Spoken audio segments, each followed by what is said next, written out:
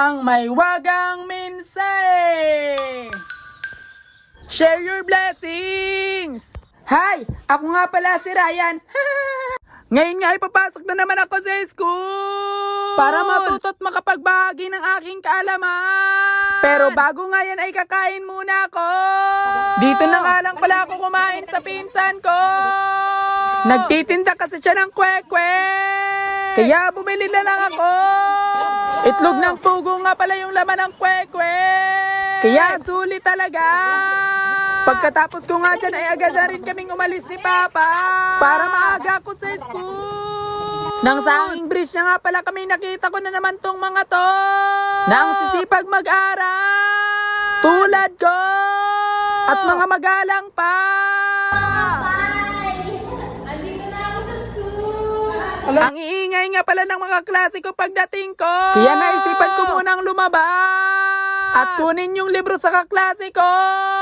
Dumating na nga rin pala tong dalawa ko pang kaklase na mga solid kapay din. Naisipan ko rin iramin yung kanyang tablet para naman mas maganda yung pasok ko sa room. Ayun!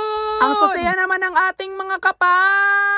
Nakagagana raw pumasok. Ito nga pala yung ginagawa nila habang naghihintay sa aming instructor.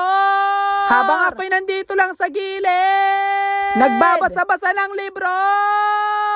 Break time nga pala nito. At naisipan kong ibahagi yung snacks ko sa classmates ko. Ang sasaya na naman nila. Amin lang ang pinagsaluhan yung dala kong pagkain. At todo lamon sila. Ang saya talaga kapag nakakapagbahagi ka sa iba.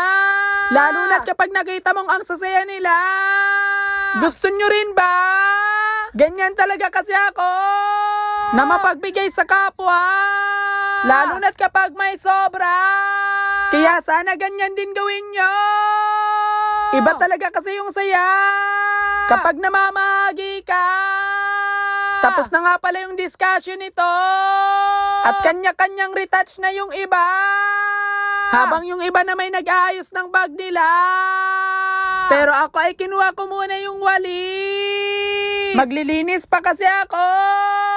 Kahit nga ako'y natutulak na ay wala akong pake. Di talaga kasi ako gumagante.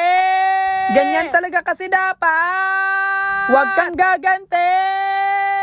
Let them realize. Nagpatuloy na nga lang pala ako sa paglilinis. Para naman kaaya-aya yung room namin. Bago kami umalis.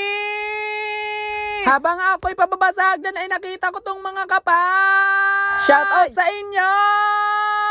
Nakasabay ko nga pala to si Ate Arby pababasagdan. Napauwi na rin. Yun lamang sa ngayon. Bye-bye.